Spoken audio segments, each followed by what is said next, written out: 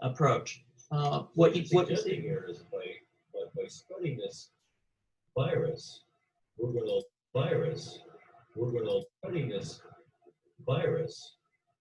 eliminate individuals from going on a bomb vest and going into a market, blowing up the market. So our hypothesis is that these are fanatical people, that they have overexpression of the VMAT2 gene, and that by vaccinating them against this, we'll eliminate this behavior.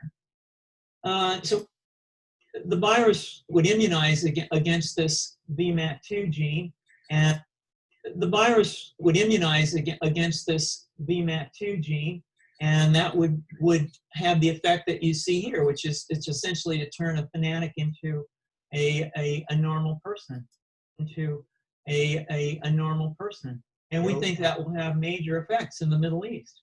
How would you suggest that this is going to be dispersed? Well, so the present plan and the tests that we've done so far have used respiratory viruses such as flu or rhinoviruses.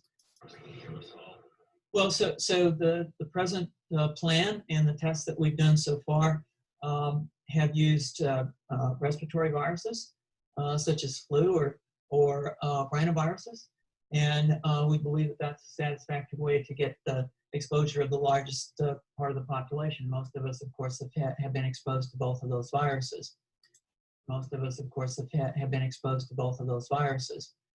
And we're quite confident that this will be a very successful approach.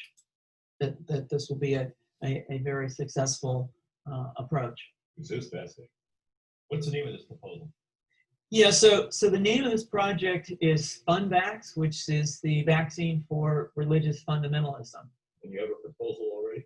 The proposal has just been submitted, and I think that the data that I have shown you today would support the development of this project, and we think it has great promise. Fundamentalism even possible? So somebody asked me to design a vaccine for religious fundamentalism or fanaticism. Basically, what I would do is to try to better understand why people are fanatical. Why do they have extreme behavior? It's pretty clear these days that all behavior results from activity of our own brains, and so there must be pathways that are important in generating this kind of behavior. So if indeed spirituality is this series of chemical reactions in the brain, and if it can be enhanced by certain types of drugs, then naturally it follows that it could be inhibited as well, because for every activator there must be an inhibitor.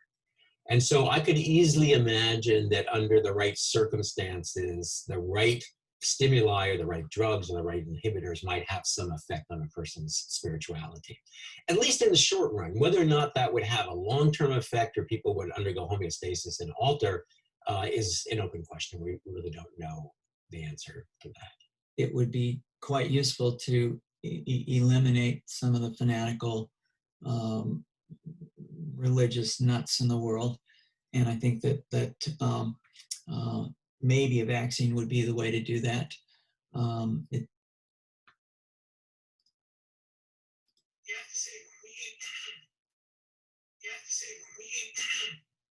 Religious text, religious text. What you see is that religious text. What you see is that you have to say when we got in the flood. You have to say when we religious text. What you read in religious text. What you see is that whenever read in religious text. What you see is that this part of the brain called the anterior. And whenever read in religious text. What you see is that read in religious text. Anterior insula lines up. This is a part of what you see is that. What you see is that. What you see is that. You have to say when we particularly studied global health, we were stunned. Particularly studied global health, we were.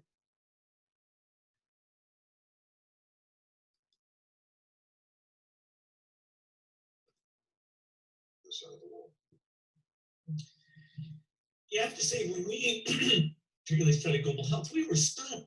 particularly study global health, we were stunned. Should I be worrying about somebody on the other side of the wall? You have to say when we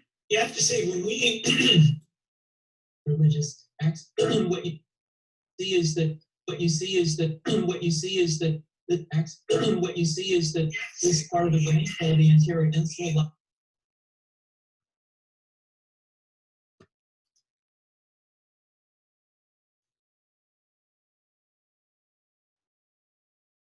Hey, this is Jake. I'm going to. The market is raining today, so I can't do much today. So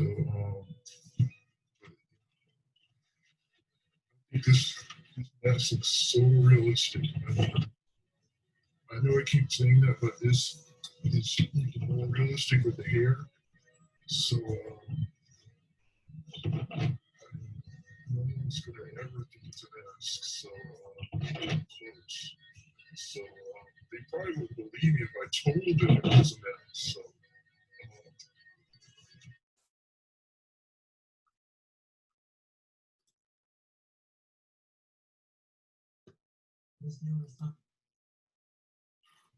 Right from the beginning, we chose the focus to be eliminating inequities, particularly in health in developing countries.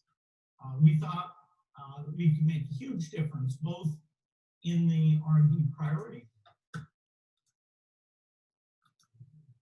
These are two different individuals with different levels of expression of VMAT2. On top is an individual who's a religious fanatic, an individual, and we've repeated this numerous times, that has high levels of VMAT2. Now, this individual down here who had low levels of the VMAT2 gene, this individual would self-describe as not particularly religious. In each case,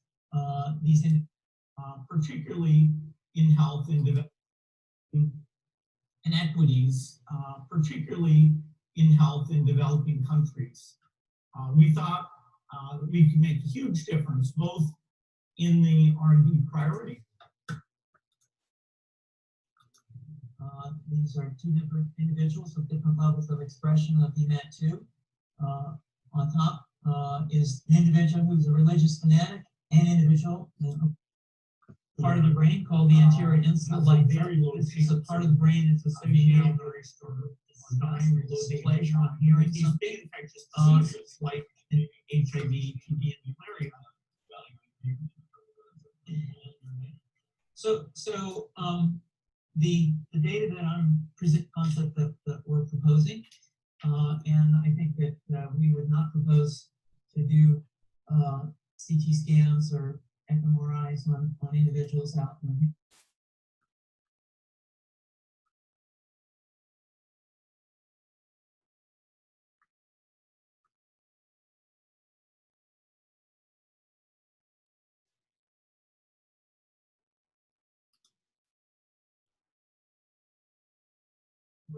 with disease is certainly more accepted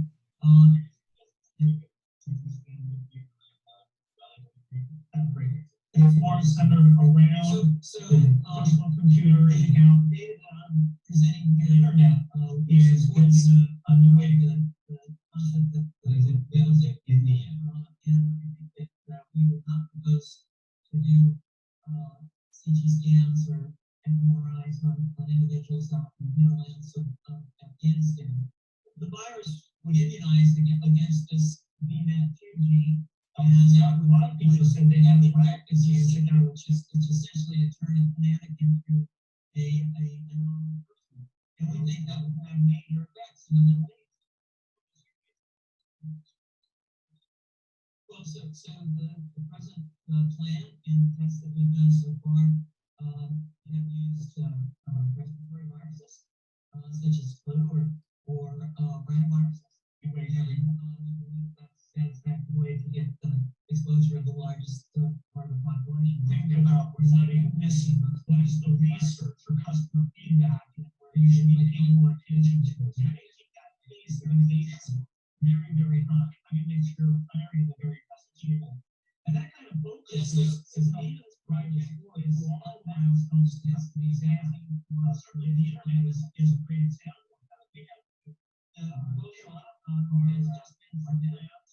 And I think that today that should be today that we can simply embrace all that's good about the internet and recognize some of the shortcomings, make sure we're leading the way in reducing what